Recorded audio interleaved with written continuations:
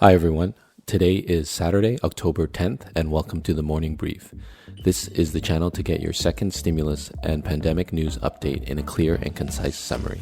If you're new to the channel, please hit subscribe, like, and the bell button. In this video, I will be going over first, stimulus news, second, COVID-19 infection news. First, in stimulus news, huge news on Friday afternoon as Trump signed off on a $1.8 trillion counteroffer to Nancy Pelosi and the Democrats.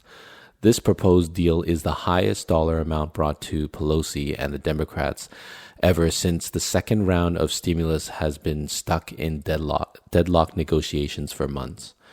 Trump, to this point, mostly has relied on Treasury Secretary Steven Mnuchin and the White House Chief of Staff Mark Meadows to handle the negotiation and details of the talks with Nancy Pelosi.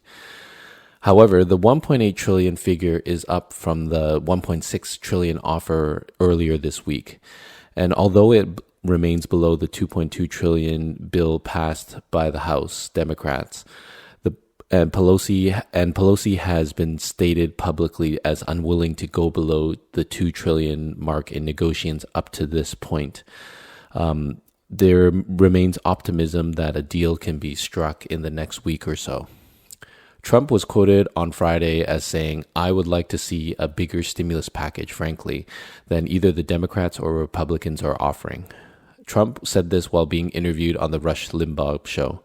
The president continued to say that he's, quote unquote, going in the exact opposite now, adding, maybe it helps or maybe it hurts the negotiations. Trump's willingness to go big, as he also framed it on Twitter on Friday, runs many risks inside his own Republican Party. It's well known that many Republicans in both chambers have voiced concerns over any price tag above the $1.5 trillion mark. And many Republicans have opposed any new aid at all, saying that it just adds unneeded debt to the already high U.S. overall debt and disincentivizes people to go out and work. And remember, all of this comes on the back of the recent Trump tweets that he stated he would shut down all stimulus talks until after the election. So this is a huge reversal in his tactics and negotiations publicly and in Twitter. Later on that day, the director of Economic Counsel, Larry Kudlow, came out from the White House and gave a very, very scripted response from the White House regarding this news, saying that, they approved the $1.8 trillion bill to the Democrats. And he said, quote unquote, the bid and offer has narrowed. He just basically meant that there was originally a $1.6 trillion bill and the Democrats wanted 2.2. So they're kind of meeting closer and closer. That $600 billion is getting narrowed to now 1.8 to 2.2. So let's go over some of the specifics that were mentioned yesterday. Both sides, in this bill, the stimulus check might be increased actually. So for the adults, they support a stimulus check of $1,200. And it's rumored that this bill would have almost $1,000 per child instead of the previous $500 per child. So that potentially means that a family of 2 adults and 2 children could get $4,400 from this stimulus check. So that'll be very interesting. We'll keep on this information to see how it progresses. We also learned that state and local government pay is now revised up to $300 billion. And the $300 billion mark might be actually closer to what is needed to run the governments at the local and state level, as they need to project their budgets upwards given what has happened from the economic fallout of COVID-19. And importantly, on the unemployment benefits, Republicans wanted to hold firm at $400 per week. But remember, they wanted a shorter time frame. So now the Republicans had agreed to stay at this amount, but they wanted to also offer and extend the timeline that it covered to kind of match the Democrats' dates of unemployment insurance from September 6th to January 31st. We'll see how these developments pan out. In PPE, they seem to be in agreement, but the specific allocation and terms need to be negotiated out. The same thing for COVID-19 contact tracing and vaccines. They settled on an amount around 75 billion, but both sides are unclear and haven't been negotiated in terms of the distribution of those funds.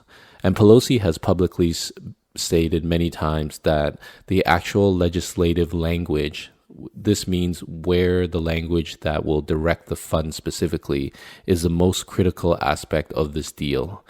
And pushing particularly for funding for states and local governments, as I've said, have significant budget shortfalls. That's a very important point for Pelosi and Trump. So we'll see how those key measures play out. Keep an eye on them. I'll keep on the news as well.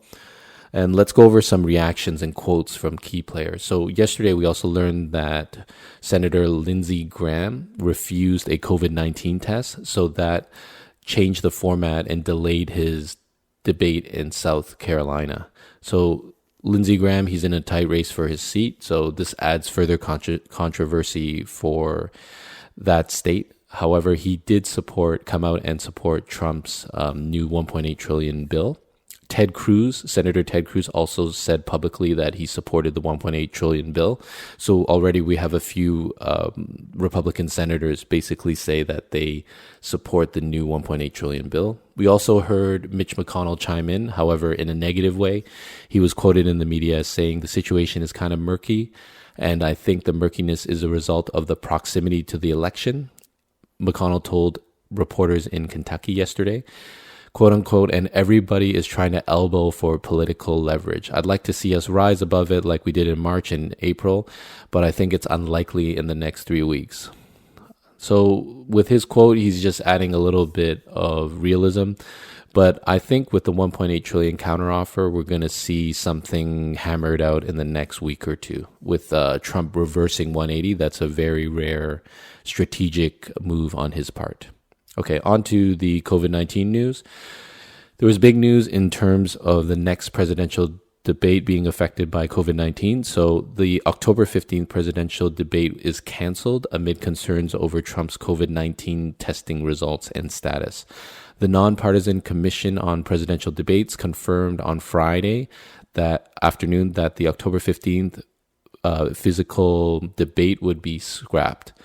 And the Trump campaign came back and said, quote unquote, there is no medical reason to stop the October 15th debate.